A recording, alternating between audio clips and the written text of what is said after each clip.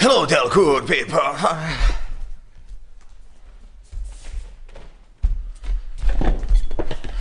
Hello, good people. They're from internet and the one bad one. Glad you could join us. Welcome to Acthole. I am Mr. Dehone. Today, we are going to talk about shame. Shame is a very basic human emotion, very fundamental human emotion. Shame is caused by the painful consciousness of being alive. Existential guilt of being alive, that you have been born. Why me? Screams your unconscious. Why am I here? Why not someone else? Who am I? What am I doing? What is this place? And from all of that arises shame. Shame is painful. Shame is a human condition, very basic human condition. To be human is to feel shame. To be human is painful. It's not easy, but shame is good. When you feel shame, you are probably alive. If you don't feel any shame whatsoever, you're closer to some animal than human. What has shame got to do with acting, you might ask?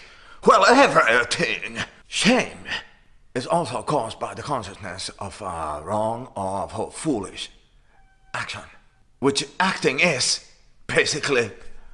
Why do you go in front of people and pretend you're someone else? Shame is like a natural boundary for your actions.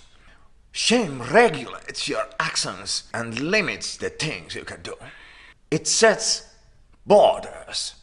If inside this circle are the things you're not ashamed of, and around it is everything else, all of the dark secrets and your desires and fears.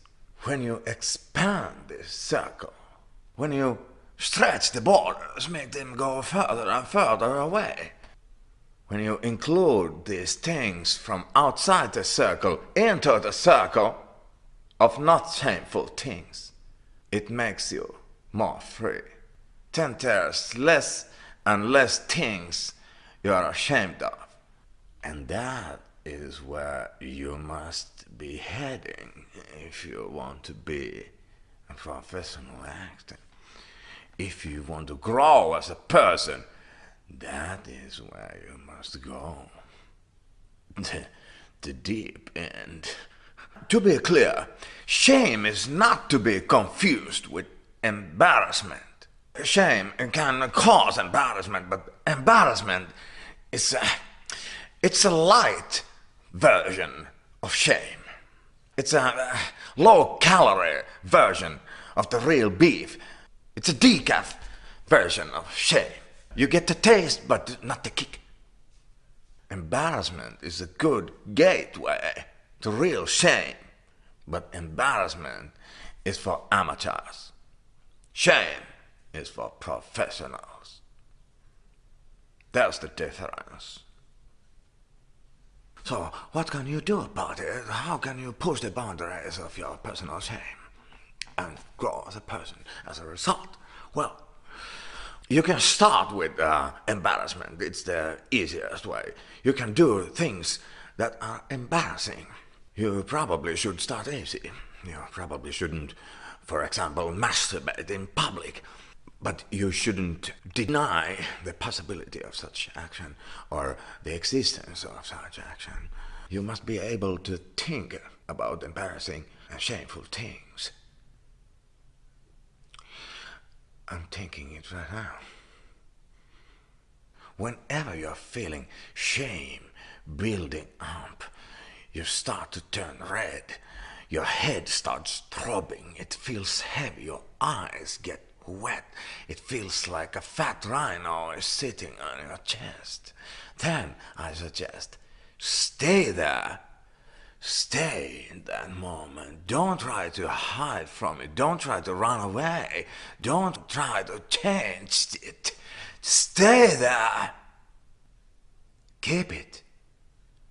That is when you start knowing your shame and making it your friend. So embrace shame. Shame is not the enemy. When you get to know shame, when you get to know your shame, you get to know yourself. You have to be a little bit of a masochist to be an actor, but that's the price I have to pay. Thank you for joining us on this time's episode of Acthole.